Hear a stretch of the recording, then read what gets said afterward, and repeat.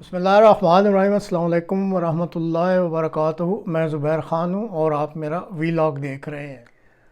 احمدیوں کے خلاف T L P کی قابل مذمت کارروائی، یہ آج کے پروگرام کا موضوع ہے۔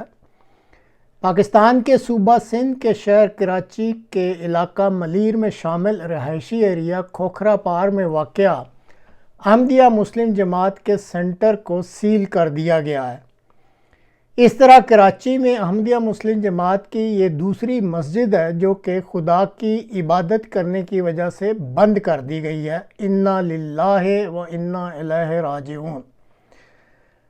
ناظرین، اس سلسلہ میں پہلے آپ ایک ویڈیو دیکھ لیں اور پھر اس کے بعد اس کارروائی کے بارے میں مختصراً تجزیہ پیش کیا جائے گا۔ الحمدللہ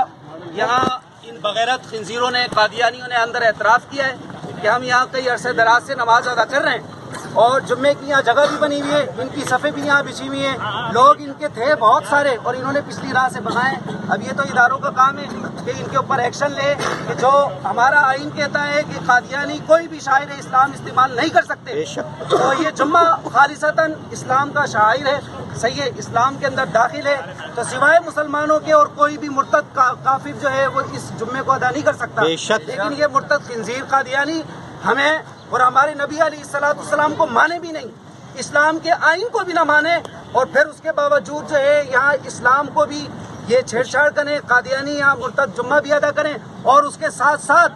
ایک تو چوری ہوتی ہے نا، اوپر سے سینہ زوری، اداروں کو بلا کر اپنا تحفظ بھی فراہم کروا رہے ہیں۔ یہاں یہ گواہ ہیں، یہ بول رہے ہیں کہ ہم تو یہاں رینجرز بھی بلاتے ہیں یہاں اور پولیس والے بھی بلاتے ہیں، حضرت ایسے ہی بولا انہوں نے۔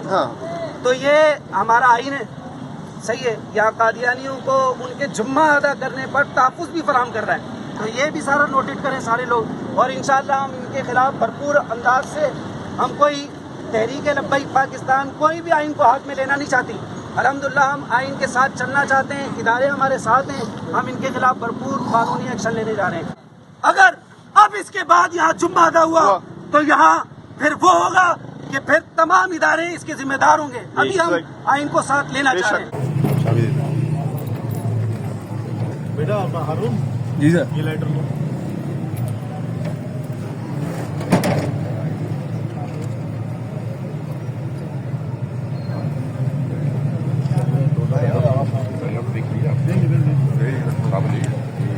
عرفان اس ٹائم ذریعہ آپ کو دے، میرے کو دے گا۔ ہاں لگا رہا ہوں میں، ہاتھ ہٹائیے ابھی یہاں سے آگے تجھے اس کو لاؤ، ادھر سے آگے ایک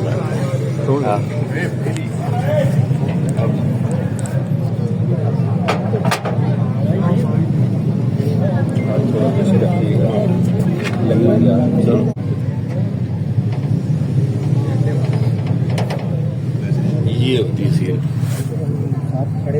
یہ دیکھیں جی، ارتداد خانے کا آخری تانا بھی سیل کر دیا گیا اور یہ اسٹیمپ لگی ہوئی ہے اس کے اوپر، اور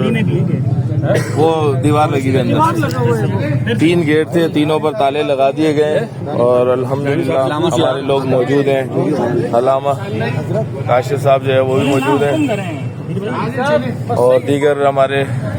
کارکنان بھی موجود ہیں یہاں پر، اور الحمدللہ ہم نے یہ سیل لگا دی۔ تو ناظرین، آپ نے یہ ویڈیو ملاحظہ کی، اب اس ویڈیو کو دیکھنے والے خود ہی فیصلہ کر لیں کہ خدا کی عبادت کرنے والوں کو گندی گالیاں دینے والا یہ مولوی نما شخص جو خود اقرار کر رہا ہے کہ اس عمارت میں احمدی نمازیں اور جمعہ ادا کرتے ہیں، اس لیے ان کو وہ ایک ناپاک جانور سے تشبیہ دے رہا ہے۔ اس مولوی نما چیز سے کوئی پوچھے کہ کیا تم نے کبھی قرآنی تعلیم کو غور سے پڑھا ہے، جس کے مطابق کسی دوسرے کو گندے ناموں اور القابات سے پکارنا گناہ کبیرہ ہے؟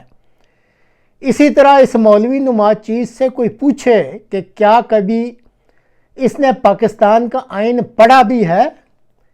اس آئین میں ہر پاکستانی کو 4 دیواری کے اندر اپنے عقائد کے مطابق عبادت کرنے کی آزادی ہے، اور اس مقصد کے لیے ہر پاکستانی کی تحفظ کی ذمہ داری بھی حکومت پاکستان کی ہی بنتی ہے، اور اگر اس عمارت میں احمدی خدا کی عبادت کرتے رہے ہیں اور حکومت ان کو تحفظ مہیا کرتی رہی ہے تو یہ عین آئین کے مطابق ہی کیا جا رہا تھا۔ دراصل چونکہ پاکستان میں دھونس جما کر ہر کام نکالا جا سکتا ہے، اسی لیے جب اس مولوی نما شخص نے اپنے منہ اور داڑھی پر ہاتھ رکھ کر قانون کو اپنے ہاتھ میں لینے کی دھمکی دی تو ڈیوٹی پر موجود بیچارے باوردی افراد کی پتلونیں بھی غالباً گیلی ہو گئیں اور انہوں نے نقص امن کی دفعہ کے تحت اس مولوی نما شخص کے آگے ہتھیار ڈال دیے